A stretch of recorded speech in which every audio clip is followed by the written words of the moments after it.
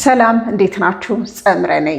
ምን አይነት ወላጆችን አደንቃለሁ መሰላችሁ? በልጆቻቸው የታመኑ ወላጆች ወይም ደግሞ የልጆቻቸውን ምስክርነት ያገኙ ወላጆች።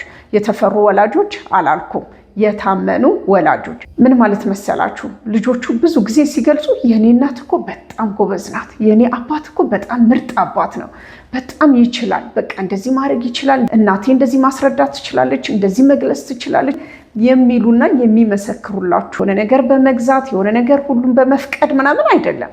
በባህሪ ምሳሌ በመሆን ሞዴል በመሆን የሆነ ነገር በመቻል እናንተ ልጆቻችሁን ኢንፍሉዌንስ ማድረግ የምትችሉ ወላጆች ከሆናችሁ ልጆቻችሁ በውጭው ነገር ብዙ አይገረሙም። የሆነ ነገር ቢሰሙ የሆነ ነገር ቢያዩ የኔ እናት በጣም ምርጥ ናት፣ የኔ አባት በጣም ጎበዝ ነው ማለት የሚችሉ ልጆች ከሆኑ ወደ ቤታቸው መምጣት የሚችሉ ናቸው።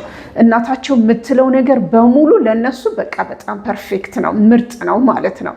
እንዲህ አይነት ልጆች አሏችሁ ወይ? በተለይ 11፣ 12፣ 13፣ 14 ላይ የገቡ ልጆቻችሁ ይህን ማለት ከቻሉ እናንተ በጣም ምርጥና ጎበዝ ወላጅ ናችሁ ማለት ነው። እስኪ ራሳችሁን ተመልከቱ።